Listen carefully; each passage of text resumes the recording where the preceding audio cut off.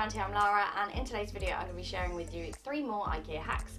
I did 3 or 5, I think it might have been actually, a little while ago now, and it literally blows my mind how many of you guys have watched it.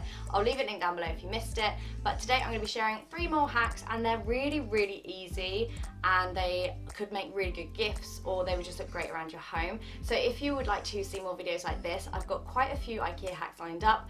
I actually did a come shopping with me to IKEA video, which I can leave down link down below, but I definitely want to go back, so let me know if you like that kind of thing, if you like looking around IKEA. It's one of those, it's really good to see it all set up, and I just love IKEA. So anyway, I'm going to get on with the hacks, but if you want to see this kind of video and more of them, then definitely subscribe, because I'm going to be uploading lots more videos like this. And also, if you like lifestyle and homeware, stuff like that, then you will probably like some of the other videos that I've done over on this channel, so I'll leave the playlists down below. Everything from room makeovers to minimalism, there's loads of different videos on this channel, so I really hope you like this video. Let's get into it. What I'm going to do first is make this little plant table into a side table. So I'm going to start off by using my Old Faithful spray paint, and I'm going to spray it in even strokes, and I found the key to this is not to put too much paint on at once. I've made that mistake and it drips, so you don't want to do that. So I'm just going to spray paint it, and I'm going to go back and do a couple of layers just so that it's not too thick and it just doesn't run. Once it's all laid out and I can get to the corners that I couldn't get to, I'm going to remake it. It's so simple to remake. As you can see, I haven't sprayed the top because obviously that's going to be covered. So this is what it looks like before I put the tray on, and then I'm going to take this simple gold brassy kind of tray which is in the marketplace, and I'm going to attach it to the top of the table. So what I've got is just a normal glue gun, and I'm going to glue on the tray so that it doesn't go anywhere. And as you can see, I'm just doing the edges because actually it bows a little bit in the middle, so it doesn't actually touch all of the tray. So as you can see, I'm just turning the tray upside down, and I'm going to attach it, and I'm going to put all my weight on top of it so that it sticks down, and I'm just going to keep that pushed down until it sets. So I'm going to turn it upside down, and yay, it's worked. It's all nice and stable, and I'm going to use it in my lounge to put little glasses on and some books. I love the way this has turned out. Okay, so next up, I'm going to make some plant pots, but I'm going to hack them, so they are going to be a little bit different to how they're sold in the shops. I've bought these little plants from IKEA as well, and I've got a couple of different types, and I'm actually going to give these as a gift. So I really love making these little hacks up and giving them to people.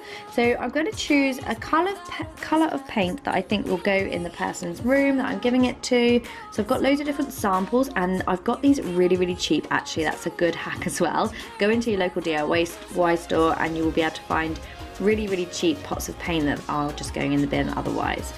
So I'm going to mask off the pots, and I'm going to put them halfway around, and I will be painting the bottom half of it. These are also from the marketplace, but they're actually called the Fridful.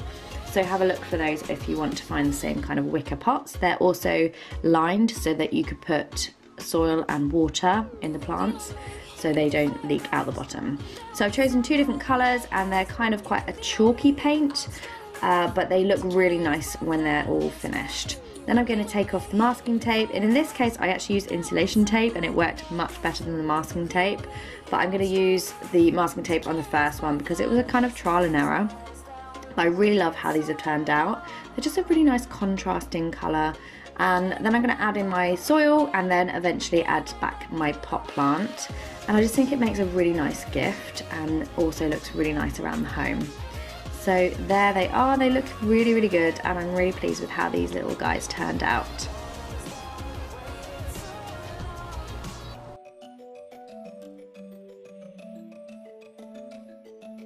Okay, so I'm going to take this little bowl. This is also from Marketplace. I don't know the name of it, it's really shallow, but on its own it doesn't really do much for me, so I'm going to add a little kind of bottom to it and make it into a much more grand piece. This is a candlestick holder, but I'm actually using it as a base, and remarkably it almost fits in that gap, but I'm going to glue it at the end. So I'm going to mask off halfway. I'm quite kind of rough around the edges with this, I guess. Just, oh, that looks all right, that should be okay. I'm not going to be too perfectionist about it. I'm going to take my spray paint, which I will link down in the description bar below, the one that I use all the time. I absolutely love it. And I'm just going to spray nice and evenly and do a couple of coats on the underside of this bowl.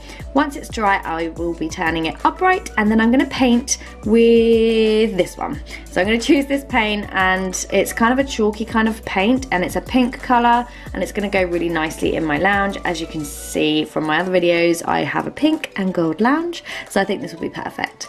So I'm going to spray the candlestick holder. This is a kind of pillar candle, but I'm going to spray it as the base for my new basket and bowl kind of situation that I've made. And I'm going to do this nice and evenly as well, and just take my time, because honestly it does really drip if you don't take your time. I haven't used a primer here, but it does work out absolutely fine.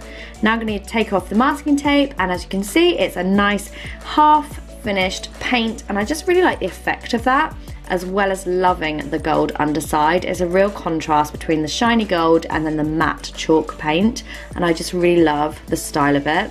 So I'm actually using a glue on the bottom of this, even though it does fit really well without the glue, which is kind of like meant to be, but I'm just going to glue it just so that it's nice and safe and doesn't go anywhere.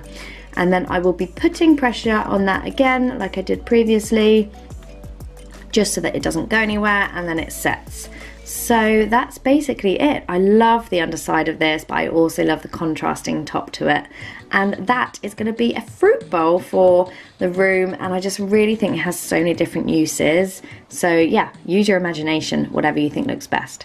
So there we go. I hope you like those hacks, and as I said, I've got quite a few more hacks up my sleeve, so if you want to see more videos like this, then definitely don't forget to hit that subscribe button and come back and watch the next lot of hacks I do. Thank you so much for watching. Bye!